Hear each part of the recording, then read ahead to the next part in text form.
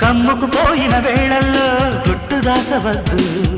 ఒడిలో బంగారు చేప పడితే నీకంతటి ఊపా.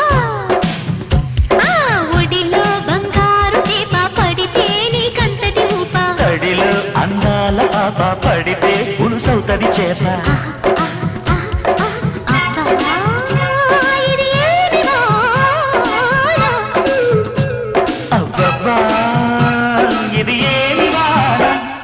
కిటుకులు తెలిసిన చిటపట చినుకులు